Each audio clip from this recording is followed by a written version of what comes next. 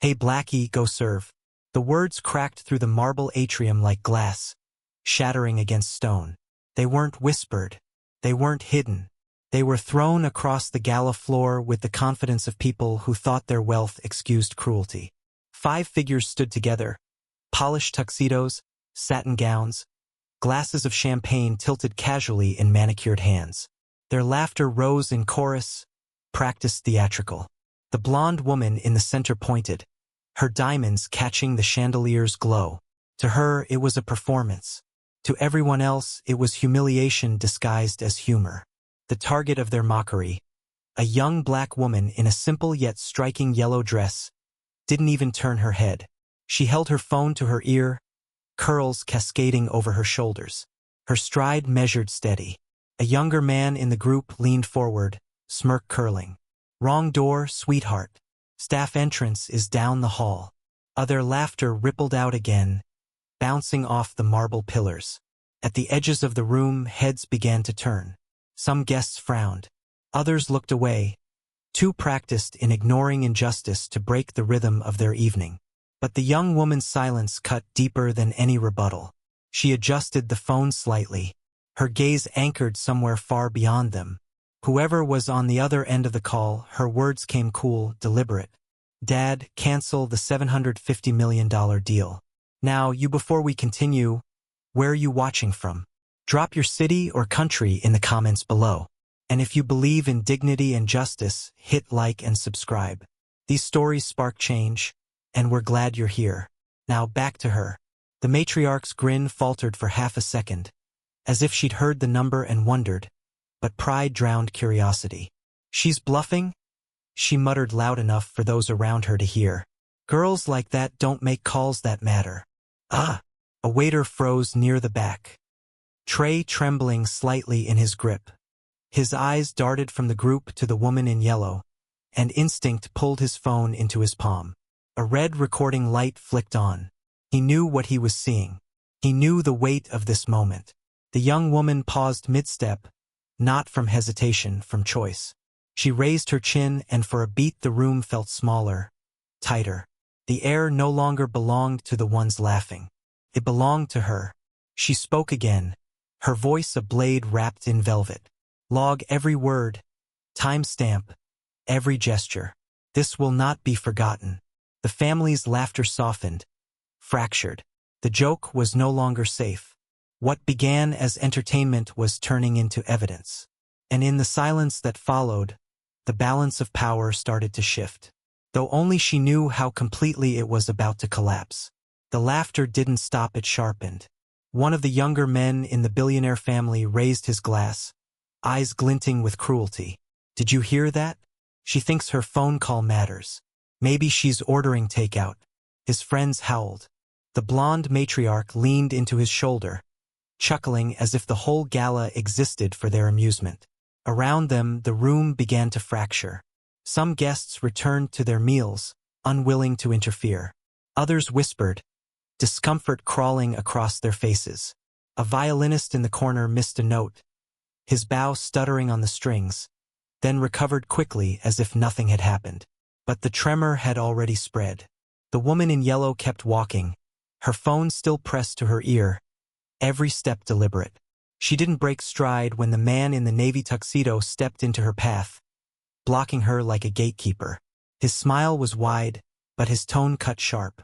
This section is reserved for patrons. Don't embarrass yourself further. There are eyes everywhere. He gestured toward the crowd, his hands sweeping like he was presenting her shame as tonight's entertainment. The young woman met his stare for the first time. Her silence was heavier than any retort. Then she spoke low, steady to the phone, not to him. They've escalated. Keep recording. The waiter in the corner, the one with the trembling tray, shifted his phone higher, capturing every word, every gesture. His eyes burned with a quiet conviction. Someone had to document this. The blonde matriarch scoffed. Look at her. She thinks she's untouchable. I've seen this before. Wannabes who sneak in hoping to brush shoulders with real money. Security will handle her.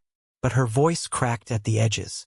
The younger woman in white, smiling too wide, desperate to impress the group, stepped forward.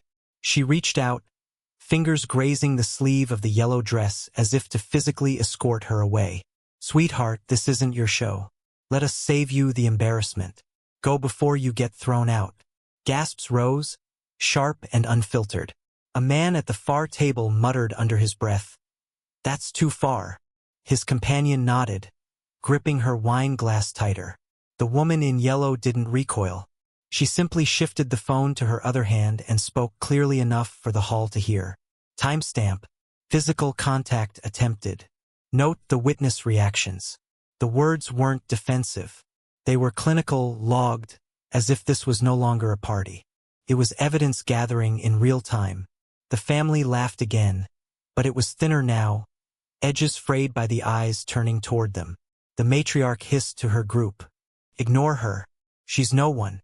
She'll be gone in minutes." Yet for the first time, uncertainty flickered in their posture, and the young woman in yellow, unshaken, composed, kept walking forward, her presence stretching like a shadow across the hall, while the storm they had summoned began to close in on them instead. The mockery didn't fade, it ignited. The elder man in the group, silver hair swept back, raised his voice above the hum of the gala. "Enough of this charade. She's a distraction. Look at her dress. No donor would wear that. She's a fraud." He tipped his champagne glass toward her as if she were nothing more than a punchline delivered for his table alone. The laughter that followed was louder, harsher, calculated to echo. A few guests near the back gasped openly. A woman clutching a clutch purse whispered, "This is ugly," her voice trembling with second-hand shame. The woman in yellow stopped mid-stride. For the first time, she faced them directly, her phone still pressed to her ear. Her eyes scanned the group like a surgeon assessing a wound. She didn't raise her voice. She didn't need to. Escalation noted. Threats acknowledged. The blonde matriarch stepped forward, emboldened by the spotlight. Her smile was razor-thin. "You'll leave now or we'll make sure you never attend another event in this city. Girls like you don't belong at tables like these." That word "girls" landed like a lash. The waiter's phone light glowed brighter, his camera now openly trained on the exchange. Around him, murmurs swelled. A young couple at a corner table leaned forward, whispering, "She's handling this better than anyone else in the room." But the family pressed harder. The man in the navy tuxedo smirked. "Maybe she thought she could sit with us because of charity. Maybe she confused this gala with a soup kitchen." Laughter erupted again, but it was uneven this time, forced, brittle. A violin screeched off note, and this time the mistake wasn't covered. The music faltered, then stopped. Silence expanded, heavy and unforgiving. The woman in yellow lifted her chin. Her voice was clear, clipped, almost surgical. Timestamp, verbal slur, racially charged, documented. The matriarch's smile faltered, her eyes darting briefly toward the growing audience. Dozens of phones now pointed their way, blinking red lights like an army of witnesses. The power dynamic shifted with every second of silence that followed.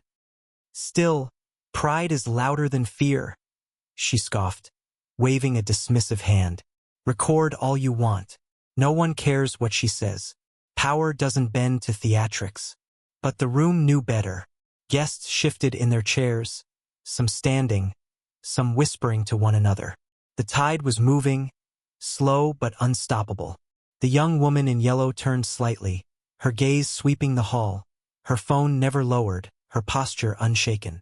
And in that moment, it became clear she wasn't just enduring their ridicule. She was building a record brick by brick, word by word, in front of witnesses too many to silence. The storm wasn't coming. It had already arrived. The silence after the matriarch's last insult was different. It wasn't empty. It was charged from the corner of the hall. A voice cut through the air, uncertain at first, then firm. She showed her ticket when she entered. "I saw it. She belongs here." All heads turned. It was the young waiter, the one who had been recording from the start. His tray was gone. His phone raised high, camera pointed without shame. His words cracked the facade like a fissure racing through glass. Gasps rippled across the tables. A woman in a red gown stood halfway up, her voice trembling but resolute. This isn't right. You don't get to treat someone like that because of how they look. The billionaire family turned sharply, their performance slipping. The silver-haired patriarch's jaw tightened, his voice thick with fury. Sit down. You're out of line. This is a private matter. But the crowd was no longer still. Whispers surged. Chairs scraped. Dozens of phones lifted into the air like witnesses swearing an oath.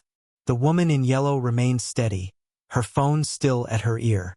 Her voice came low, controlled. First witness testimony logged. Independent confirmation recorded. Her calmness was disarming, infuriating. The younger man in the navy tuxedo tried to seize control, stepping forward with mock authority. She's lying. She's a scam.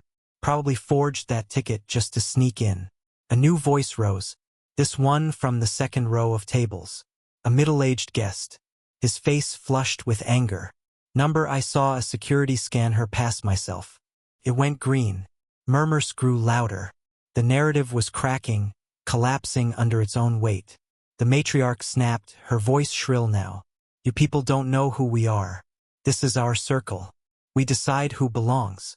But her certainty sounded hollow against the swelling tide of dissent. The woman in yellow finally moved. She lowered the phone slightly, her gaze sweeping across the hall, meeting the eyes of strangers who were no longer strangers. Allies were rising from silence. Her words, though quiet, carried like a verdict. Second testimony confirmed. Crowd awareness spreading. The matriarch's hand trembled against her glass. For the first time, fear bled into her expression. The family's laughter was gone, replaced by whispers between clenched jaws. They hadn't lost control of a moment. They had lost control of the room. And as the weight of witnesses pressed in from every side, it became clear this was no longer their show. It was hers. The hall was no longer a sanctuary of wealth and whispers. It had become a courtroom, and every phone raised was a jury seat. The patriarch slammed his glass onto the nearest table. Crystal shattered, champagne spraying across linen like shards of accusation. His voice thundered, trying to claw back control. This charade ends now. Security, remove her immediately. But no guard moved. They had seen enough, and more importantly, they had seen the cameras. Their hesitation was a quiet rebellion, one that spread faster than the patriarch's rage. The younger man in the navy tuxedo stepped forward again, his arrogance fraying into desperation. She forged her way in. This entire gala is compromised because of her. Do you people not see that? A chorus of murmurs pushed back. A woman near the front table raised her phone high. I see a young woman being humiliated, and I see a family terrified. The truth is being recorded. Applause broke scattered at first, then rolling until claps echoed against marble walls. It wasn't unanimous, but it was enough to tip the balance. The matriarch's face flushed crimson. Her voice cracked like a whip, but it no longer stung.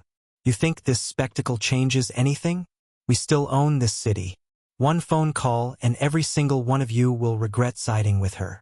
Her words hung heavy, but instead of silencing the room, they provoked it.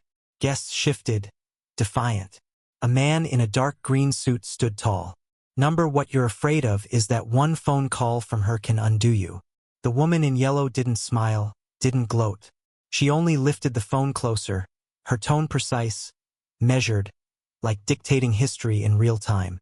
Third-party testimony logged, power dynamics shifting, recorded the applause.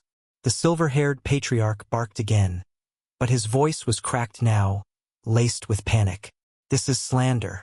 She's a nobody, a parasite clinging to rooms she doesn't deserve. A hush fell, not the hush of respect, the hush of witnesses watching someone bury themselves deeper with every word. The young woman raised her chin, her gaze slicing clean through his fury. She didn't shout. She didn't rush. She spoke into the silence, her voice steady as stone. Final note for the record. Hostile language confirmed. Witnesses present. Impact irreversible. And with that, the tide in the room was no longer turning. It had turned. The matriarch's hand trembled, her diamond bracelet jingling as if it too sensed the unraveling. Rage swelled in her chest, drowning reason. With a sudden lunge, she reached for the phone in the young woman's hand. Gasps tore through the hall. The attempt wasn't graceful. It was desperate, clawing. The act of someone losing grip on the stage they once commanded. The young woman pivoted smoothly, sidestepping the grab with the ease of someone who'd expected it. The phone never wavered. Her gaze locked on the matriarch, sharp, unflinching. Attempted seizure of evidence logged. Timestamp recorded. The patriarch roared, veins rising on his neck. He slammed his fist against a chair, sending it skidding across the marble. Enough. You think your words carry weight? You are nothing here. But the cracks in his certainty were audible.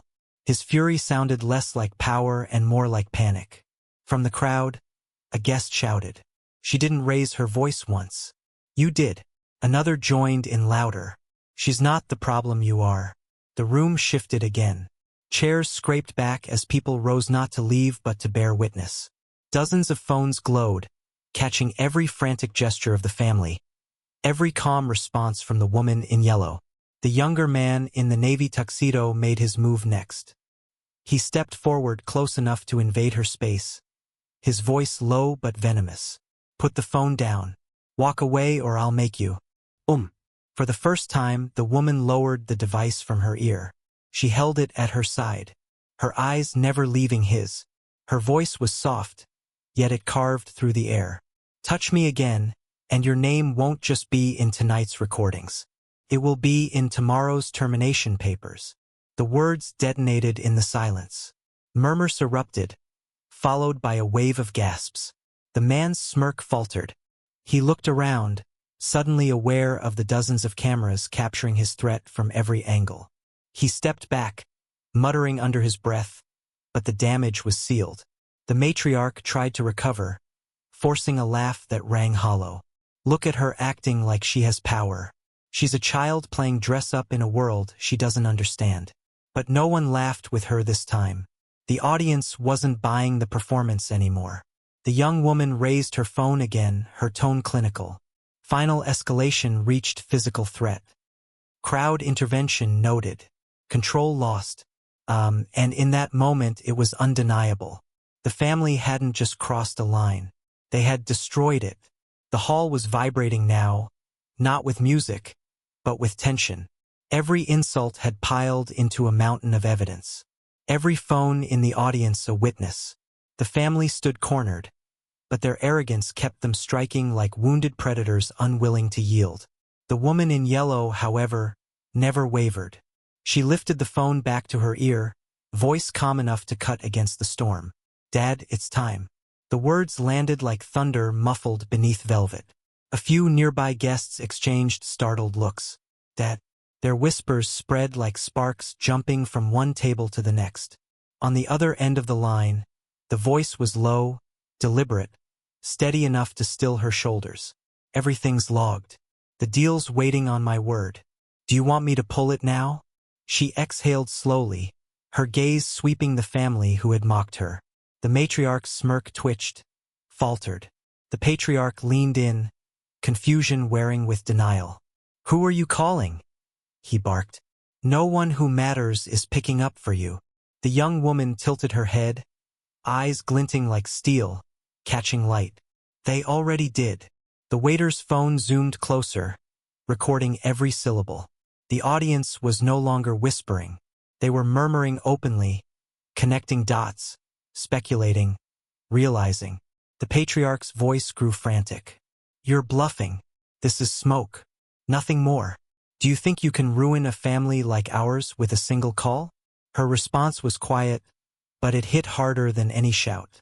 One call is all it takes when it cancels $750 million. Gasps exploded. A wine glass slipped from someone's hand, shattering like punctuation. The matriarch's face drained of color. She staggered half a step, then steadied herself on the back of a chair. No, you don't mean. The young woman raised the phone slightly, loud enough for the microphone to carry across the room. Terminate the agreement. Effective immediately. Her father's voice was resolute on the other end. Carried just faintly, but enough for the crowd to hear. Confirmed.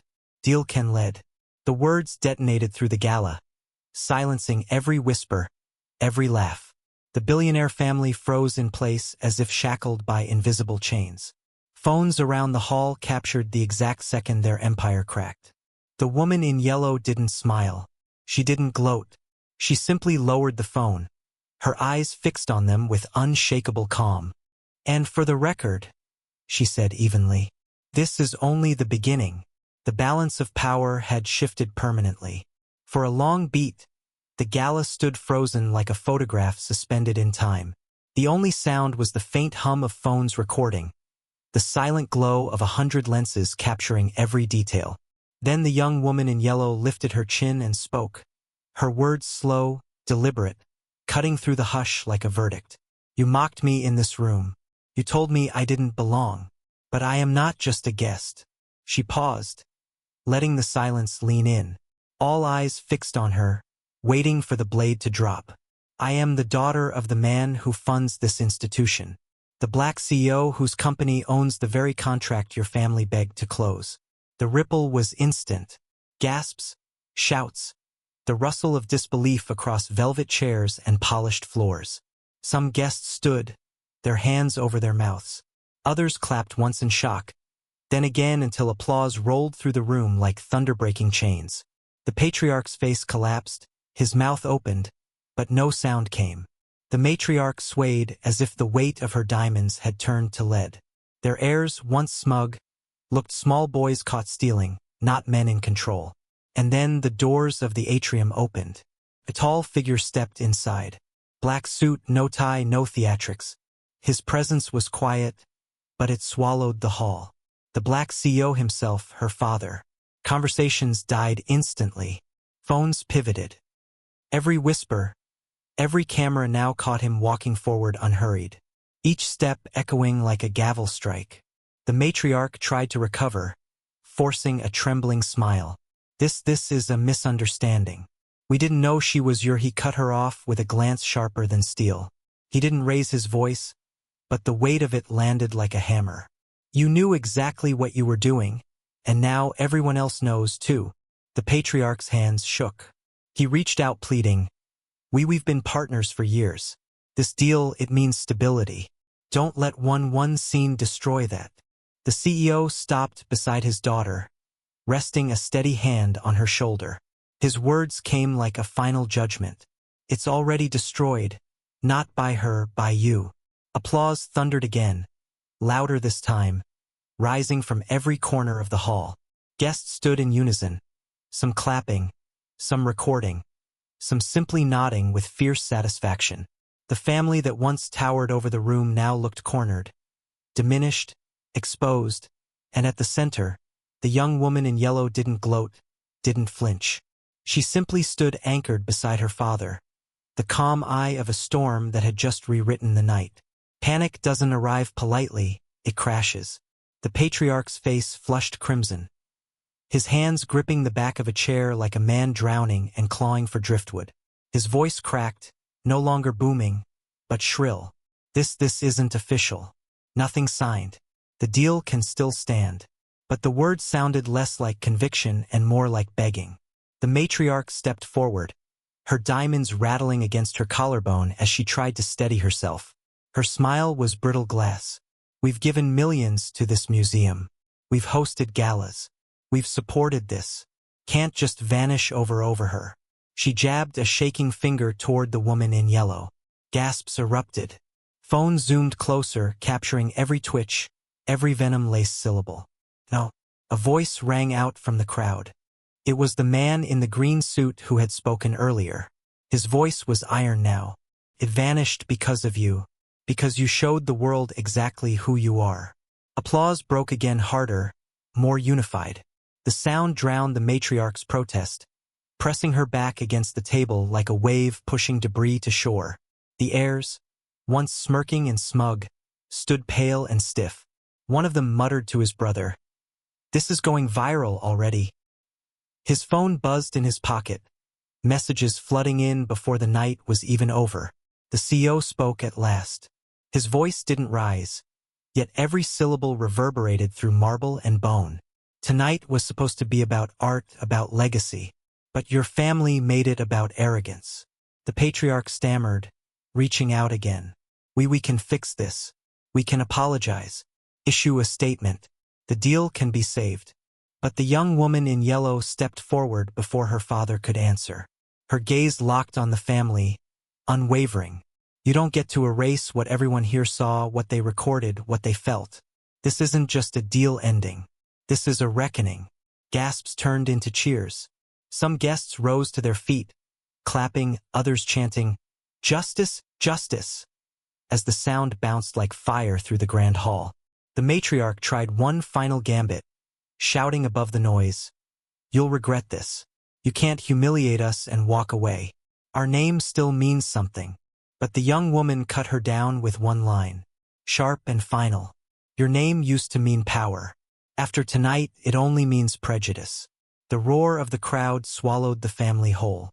Phones captured their collapse in real time. Faces drained, posture broken, their empire crumbling.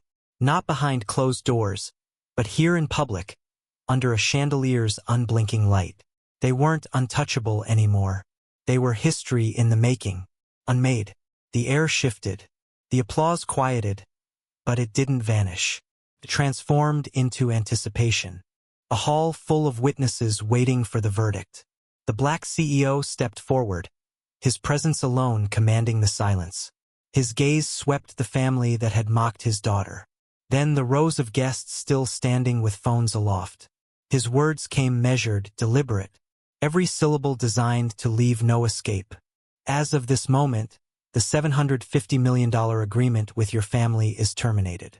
Irrevocably, all negotiations are void, effective immediately. Gasps detonated. Some guests clapped outright, unable to contain the surge of justice rolling through them.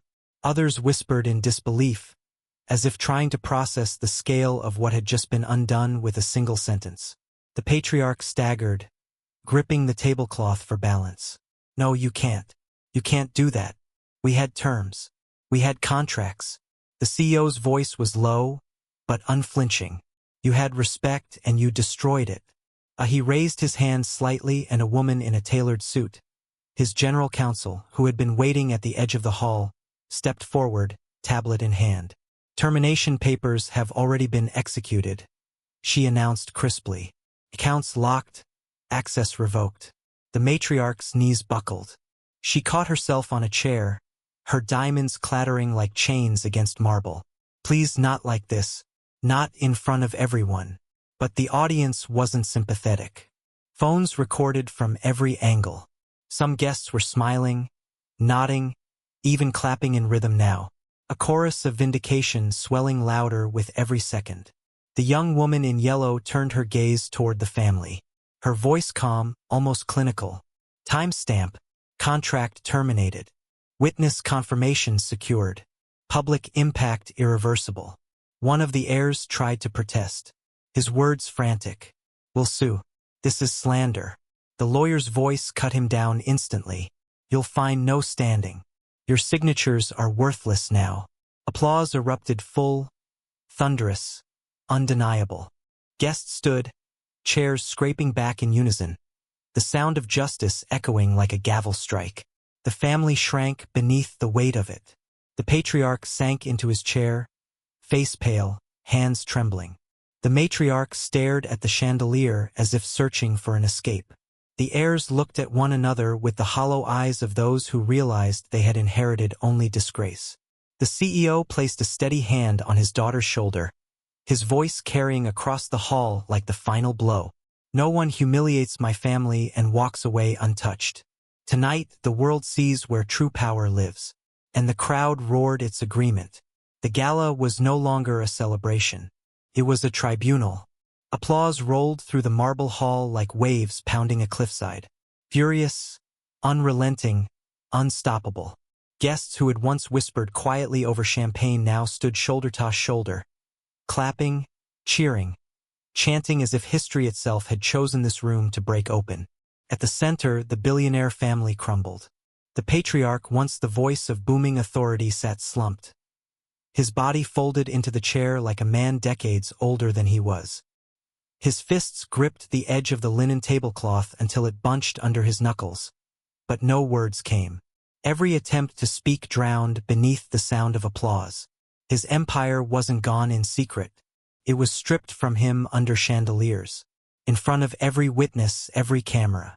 The matriarch fared no better. She forced a smile that looked more like a grimace, her diamonds rattling against her collarbone as though mocking her with every movement. She leaned toward her husband, whispering frantically, but her words were lost in the thunder. To the crowd, she was no longer the untouchable host. She was a woman cornered, her arrogance dissolved into desperation. Their heirs, those smug faces from minutes ago, were pale now, hollow-eyed, clinging to fragments of a reputation already collapsing. One stared at the floor, refusing to look up. Another muttered to his brother, "This is everywhere already. My phone messages, tags, it's gone viral." His words, half panicked, half resigned, were caught by a nearby microphone and instantly folded into the narrative of their downfall. The crowd wasn't done. Voices rose between the applause, sharp and searing. "Shame, you called her nothing. Look who's nothing now. This is justice." A woman in a crimson gown turned to the waiter who had bravely filmed from the start. She clapped with one hand and placed the other firmly on his shoulder. Her voice raised so those around her could hear. "You did the right thing. You showed the world. None of this could be denied now." The waiter, his face still pale, but his hands steady, nodded. His phone light glowed red. "Every second is recorded. They can't erase this. Not anymore." The billionaire family flinched at those words, recorded as though the very concept burned. For decades they had thrived in whispers, in quiet rooms where money muffled consequence.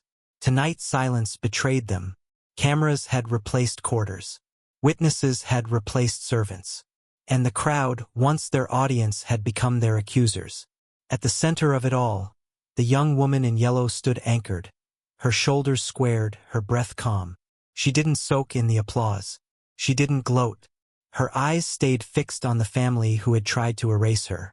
And her voice, when it came, was steady, deliberate, cold as a judge's gavel. Final phase logged.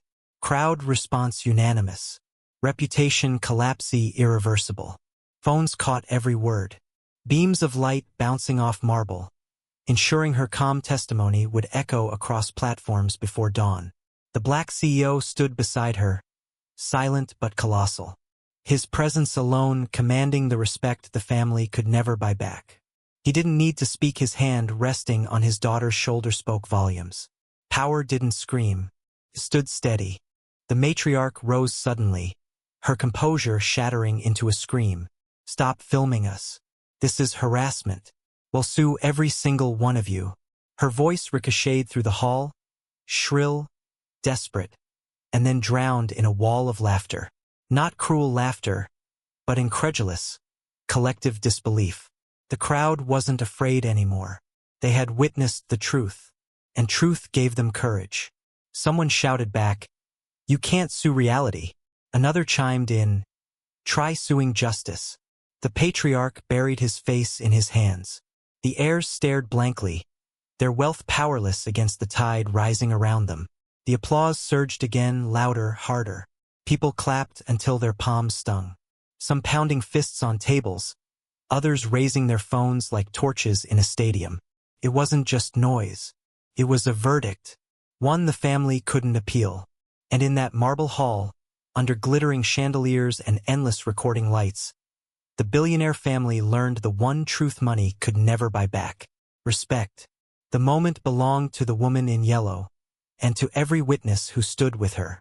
The ovation rolled through the hall like thunder trapped beneath crystal domes. It wasn't polite applause anymore.